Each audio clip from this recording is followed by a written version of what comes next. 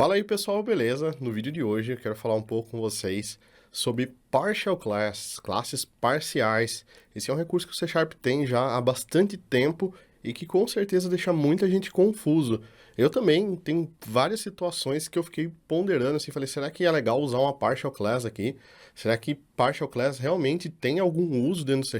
Por que existe esse recurso lá dentro, né? Por que segmentar uma classe em várias partes? Eu sou o André Baltieri, o Balta, 8 vezes Microsoft MVP. Se você está conhecendo meu canal por esse vídeo, não esquece de se inscrever, curtir e compartilhar, que isso ajuda muito o meu trabalho. Agora bora lá conhecer um pouco mais sobre Partial Class.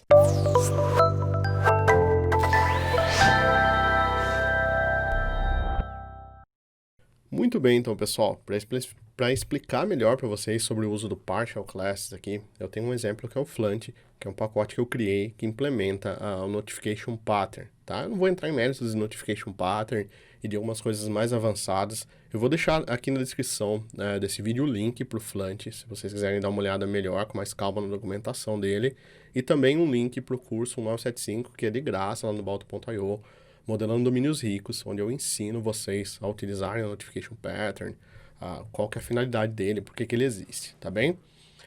Bom, o que acontece aqui?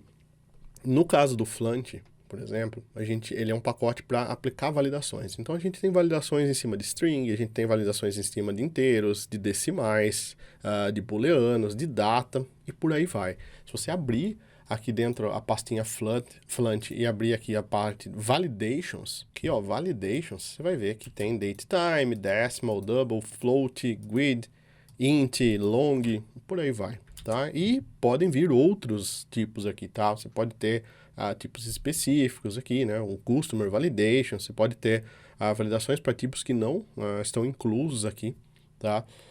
Short, por exemplo, que a gente só tem o int aqui, você pode criar uma validação para short e por aí vai. Porém, embora essas validações elas estejam quebradas em diferentes classes, elas fazem parte de um mesmo item, que é um contrato. Então, toda vez que a gente quer aplicar validações, né, em alguns itens, a gente cria o que a gente chama aqui ó, de contratos, tá? Então, a gente tem um contrato aqui que garante, por exemplo, que eu posso criar um cliente, que garante que eu posso atualizar um cliente, que garante que eu posso fazer uma compra, tá? Então ele vai fazer a validação desses itens, ver se o número de cartão de crédito é inválido, ver se o CPF do cliente é válido e assim por diante, tá?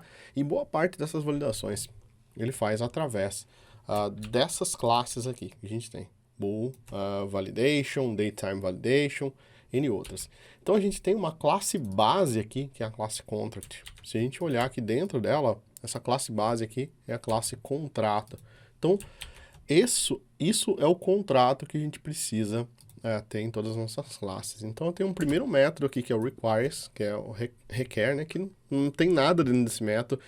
Ele é só um syntax sugar, que a gente chama, né, é só um docinho ali no código, só para a gente poder criar um código melhor. Então, toda vez que eu instancio um contract, eu coloco contract.requires, né? Require é requer, é requerido, obrigatório, né? Então, contract.requires, ponto, e daí eu tenho as validações que eu quero aplicar, que estão separadas nas outras classes. Então, a gente tem uma classe base, que é a classe de contrato. A gente pode ver isso um pouco na prática, dentro dos testes aqui, ó, se você vier aqui dentro do Flunt Tests, vou abrir aqui, acho que o String Tests, o String Validation Contract, tá? Ele tem bem mais coisas aqui dentro dele. Então, ó, tá vendo? Contract.requires.is not null or empty, tá? Então, eu tô criando um contrato, esse contrato ele requer que não seja nulo ou vazia uma string, tá? E aí a gente tá passando uma string para testar ele aqui. Então, é isso que eu quero fazer, eu quero acumular essas validações. Porém, se a gente fosse partir só para herança, né, para parte de herança, na orientação a objetos, aqui dentro, não ia ficar legal. Por quê?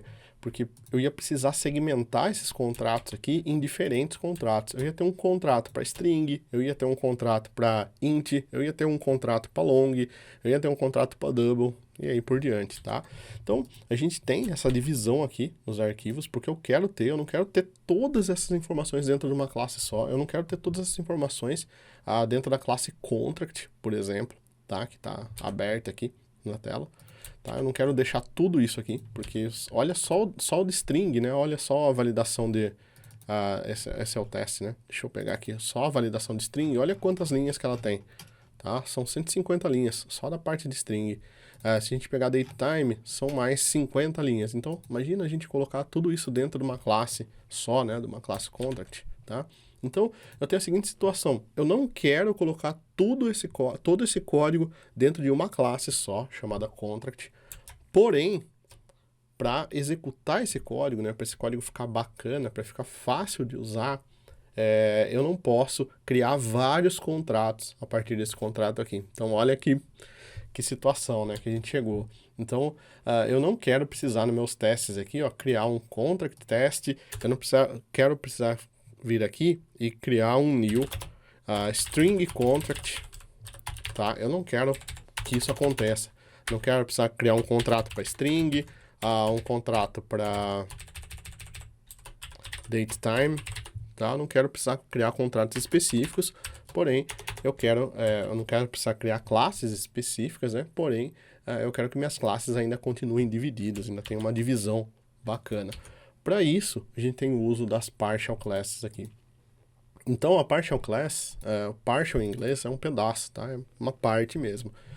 Então, significa que a gente está segmentando essa classe contrato que eu tenho aqui em diversas outras classes menores. O que vai acontecer em tempo de compilação do nosso programa, ele vai pegar todas essas partial classes que fazem parte dessa classe contrato e vai juntar todas elas num só, transformando a classe contract numa classe gigantona. Então, a nível de assembly, né, no que é executado, DLL, o final do nosso programa lá, vai ficar tudo um arquivão só. Tá? Mas para a gente aqui, ela fica dividida, fica fácil da gente enxergar. Então, se você quiser, por exemplo, alterar qualquer validação de datetime, você consegue vir aqui no datetime e fazer essa alteração, tá? E isso tudo é dado como? Eu venho aqui na minha classe Py, tá? Na classe que eu quero segmentar, e eu marco ela como partial. Então, a gente tem aqui ó, o public partial class contract. Essa classe é uma classe normal, você pode usar tudo que você já sabe de orientação a objetos dentro dela, não tem nada de diferente aqui, tá? Porém, nas outras classes, né, eu vou pegar novamente aqui o string validation contract, tá bem? Tem bastante coisa dentro dele. Nota que, por mais que o nome do arquivo seja string validation contract.cs, tá? Essa classe aqui, ela é um public partial class contract. Ou seja, essas duas classes, elas são a mesma. Então, ó, tem o public partial class contract, tem o public partial class contract, tá? E essa primeira contract herda de notifiable, não precisa todas herdarem de notifiable, tá? Porque a herança já vai passando de uma para outra. Então, o que acontece? A gente segmentou em diversas classes aqui, e na hora final ali, né, no resultado final do nosso assembly, ele vai juntar tudo em uma classe só. Então, ele vai fazer um mix disso aqui, vai juntar tudo em uma classe só, e a gente vai ter uma classe final chamada de contrato. Então, sempre que você tiver a necessidade de ter uma classe grande, fala assim, essa classe aqui, ela vai ficar gigantesca, ela vai ter um monte de métodos, mas eu não posso segmentar ela, porque senão, a nível de código aqui, eu vou começar a ter muito código, vou ter que criar um contrato. Imagina que eu tenho uma propriedade string, uma propriedade décima, uma propriedade datetime, eu vou ter que criar 3, 4 contratos e depois juntar tudo isso num contrato só, não faz sentido. Então, a nível de código, fica muito mais fácil para quem está consumindo o nosso código que a gente crie uma classe só. Porém, a nível de codificar essa lib aqui, ficaria muito mais fácil se a gente dividisse essa classe em várias. Então, a gente uniu o melhor dos dois mundos. A gente segmentou essa classe em diversas classes pequenas, fáceis de testar, só que a gente ainda criou uma única classe como output, que é a classe de contrato. Então, a gente fez todo esse processo utilizando os partials, tá? Utilizando a partial class aqui dentro do C#. Eu queria muito fazer esse vídeo porque eu acho que é um recurso que é pouco utilizado, de fato, dentro do C#. Às vezes a gente passa batido no dia a dia, né? A gente esquece que existem partial class, que a gente pode segmentar uma classe em diversas outras. E também pelo fato que a gente fica tão preso, às vezes, no purismo, em escrever um código muito bem escrito, em ter herança, abstração, todas as coisas, e a gente esquece que tem que ficar fácil o código final para quem vai consumir nosso código. Então, nesse caso aqui, foi um caso que eu prezei pelos dois mundos, tá? Então, uma lib, quando você está fazendo, ela tem que ser testável, ela tem que ser fácil de dar manutenção. Quem for olhar o código tem que bater o olho e saber o que está acontecendo dentro desse código, porém, ao mesmo tempo, ela tem que dar um suporte legal para quem está consumindo. Então, se para criar um contrato simples, quem está consumindo sua lib precisa criar 20, 30, 40 linhas de código só para fazer uma validação simples de string, datetime e um inteiro, não faz o menor sentido, entendeu? É muito código, compensava mais ele fazer as validações na mão, tá bom? Então, por esse motivo aqui, a gente usa os partial class aqui e consegue unir o melhor desses dois mundos. Então, ficou fácil para quem está escrevendo o código utilizando o nosso framework e ficou fácil para quem dá manutenção ao nosso framework, né? Para quem sobe os pull requests lá, já vou deixar um abraço para todo mundo. Perfeito, então, pessoal, só para fechar, queria deixar meu agradecimento a todo mundo que já contribuiu com o Fluent. Esse projeto ele nasceu de um outro projeto que era o Fluent Validation, que nasceu de uma ideia que eu tive junto com o Ian Justino, que é um outro cara que eu considero bastante aí dentro do mundo, principalmente do Domain Driven Design.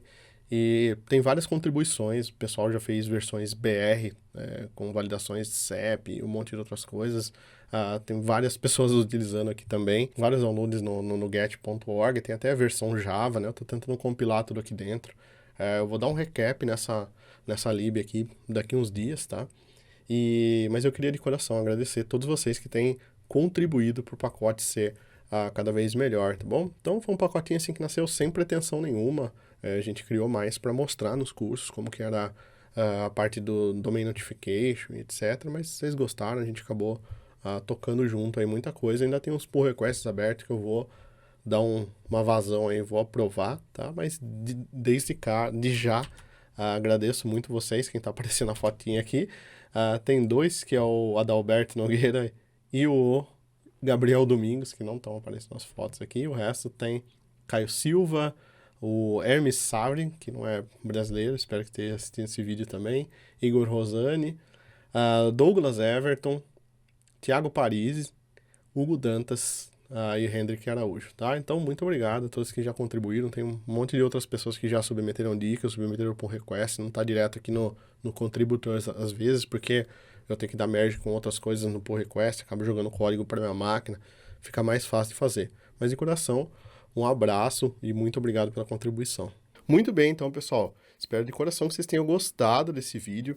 Eu tentei colocar na prática e mostrar para vocês na prática um caso real, né, do uso das partial classes, como eu tenho feito com os outros vídeos aqui da série de orientação a objetos, né? Então, tem vários vídeos aqui, dá uma olhada no playlist, tá separadinho aqui, tá bem bacana. A gente tá aprendendo, eu tô revendo os fundamentos e passando para vocês, né, que sabem, ou que estão revendo também os fundamentos juntos, que é uma parte muito, muito importante aqui. E as partial classes, elas têm realmente um uso, às vezes, um pouco específico, né? Então, achei muito bacana poder compartilhar com vocês esse caso real aí desse pacote que é o Fluent, né? E deixar o link aqui até para vocês baixarem, submeterem pull requests lá, fazer um fork, brincar do jeito que você quiser lá, que é muito bacana. Então, se você gostou, não esquece de se inscrever, curtir e compartilhar, para ajudar muito o nosso trabalho aqui, como sempre, né? E dar uma olhada nos nossos cursos, no nosso conteúdo. Eu tenho certeza que tem muita coisa bacana que vai te ajudar lá, beleza? Um abraço e até o próximo vídeo.